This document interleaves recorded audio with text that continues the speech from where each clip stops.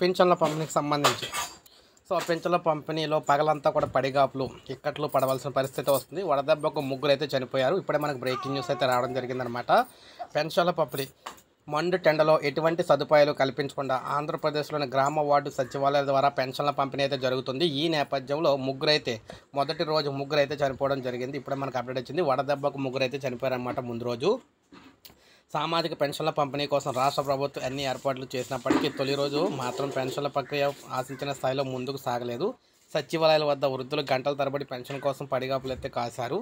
ఎండ తాకిడికి తట్టుకోలేక సొమ్మసిల్లి పడిపోయారు. మరో ముగ్గురు వృద్ధులైతే పెన్షన్ల కోసం వచ్చి వడదెబ్బకు గురై ప్రాణాలు అయితే వదిలారన్నమాట. కొన్ని ప్రాంతాల్లో అయితే సచివాలయాల వద్ద పెద్ద ఎత్తున ఘర్షణ వాతావరణం కూడా నెలకొంది. ఏది ఏమైనా ముగ్గురు అయితే చనిపోవడం అయితే జరిగింది. ఇప్పుడే మనకు బ్రేకింగ్ న్యూస్ అయితే వచ్చింది.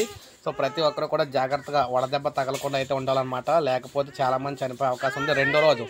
రెండో రోజు కూడా మనం చూసుకున్నట్లయితే పెన్షన్ల పంపిణీకి సంబంధించి మరి ఎంతమంది చనిపోతారని భయపడుతూ ఉన్నారన్నమాట. ఇప్పుడే మనకు అప్డేట్ అయితే వచ్చింది. ఒక లైక్ చేయండి, సబ్స్క్రైబ్ చేసుకోవద్దు, మన ఛానల్ సబ్స్క్రైబ్ చేసుకొని